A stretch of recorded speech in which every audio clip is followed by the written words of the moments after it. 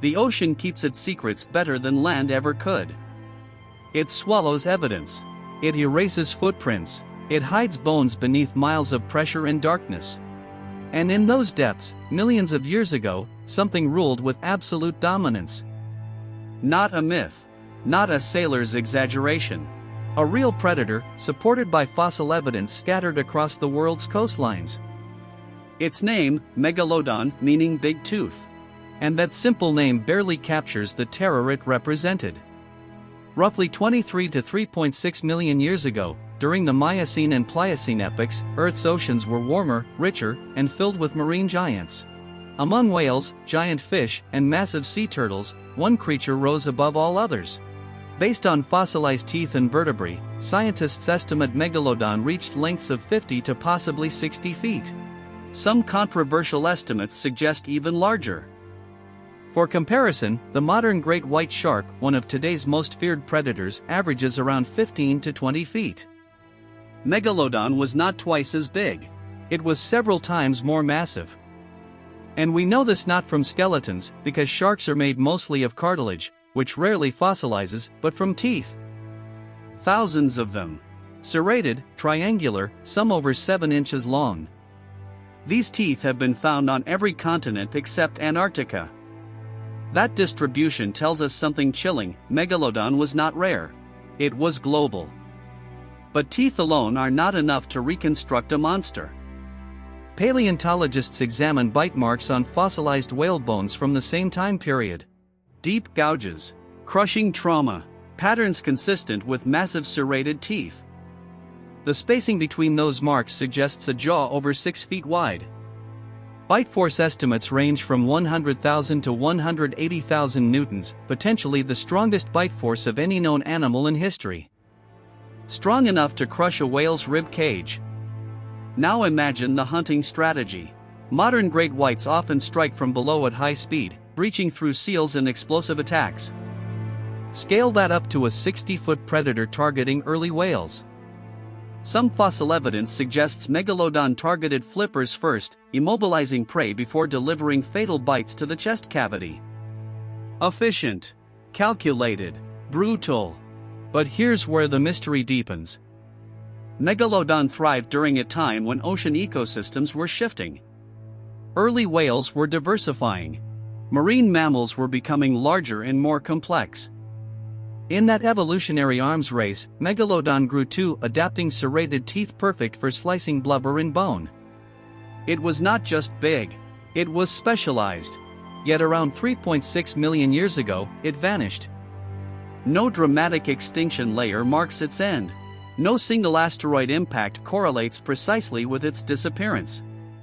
Instead, evidence suggests climate cooling during the Pliocene reduced ocean temperatures. Whale migration patterns changed.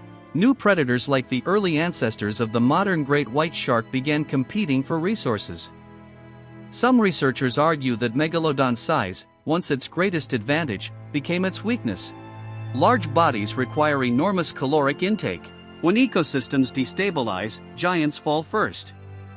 But extinction is rarely cinematic. It's slow, gradual, generational. Still, the idea of Megalodon's disappearance leaves room for speculation, and speculation feeds fear. Every few years, viral claims surface, unexplained sonar readings, oversized shark sightings, documentaries suggesting survival in deep ocean trenches. Yet no credible scientific evidence supports the survival theory. The fossil record shows a clear last appearance around the end of the Pliocene. No Megalodon teeth appear in younger sediment layers. If it still lived, we would expect some trace, a tooth, a carcass, DNA and water samples. So far, nothing. And yet, the fear persists. Why?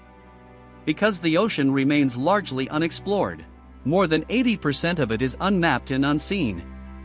When people imagine something surviving undetected, they project that mystery into the abyss. But biologically, a creature that large would require vast feeding grounds. It could not hide silently for millions of years without leaving evidence. The real terror of Megalodon is not that it might still be alive. The real terror is that it once was. Imagine standing on a Miocene shoreline. The water looks calm. The sky clear. Beneath the surface, an animal longer than a school bus glides silently. It does not roar. It does not announce itself. It waits. It accelerates. And then, in a single violent moment, the ocean erupts. We often romanticize prehistoric life as a lost world of wonder. But ecosystems then were as ruthless as they are now, just scaled up. Megalodon wasn't evil. It wasn't monstrous in intent. It was the product of natural selection perfected for marine dominance. Evolution built a biological machine optimized for killing large prey efficiently. There's another unsettling layer to this story. When we compare Megalodon to modern sharks, we see how ecosystems shape predators. Today's oceans are quieter in one sense. The largest marine predators are smaller than those of the Miocene. Human activity has reduced whale populations, altered ocean chemistry, and changed marine food chains. If a megalodon existed today, our oceans might not even sustain it. In a way, Megalodon represents a lost scale of nature. A reminder that Earth has hosted forces far beyond our daily comprehension. Some researchers have debated its classification. Once grouped under the genus Carcharodon due to tooth similarity with the great white, many scientists now place it under the genus Otodus, reflecting evolutionary differences. This shift matters because it challenges the assumption that Megalodon was simply a giant great white.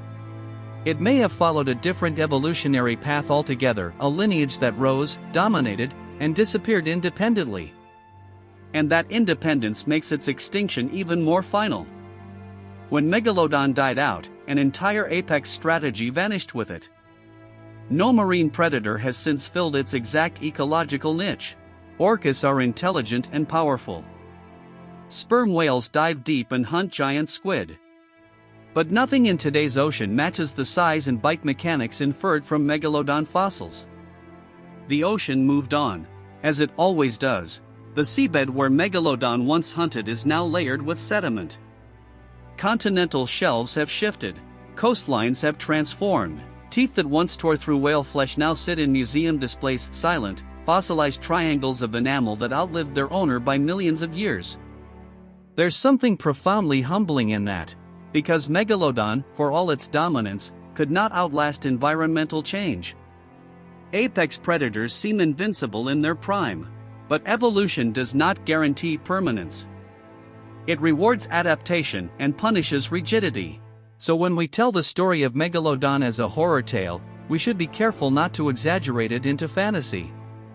The real story is already terrifying enough. A 60-foot shark with a bite stronger than any animal known, patrolling every major ocean, hunting whales with calculated precision, that's not fiction.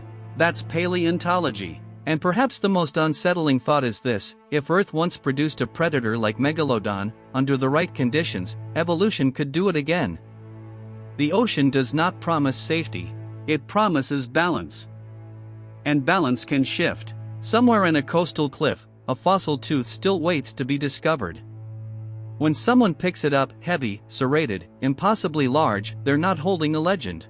They're holding proof. Proof that the planet has known giants. Proof that extinction is inevitable. Proof that beneath calm surfaces, unimaginable forces once moved.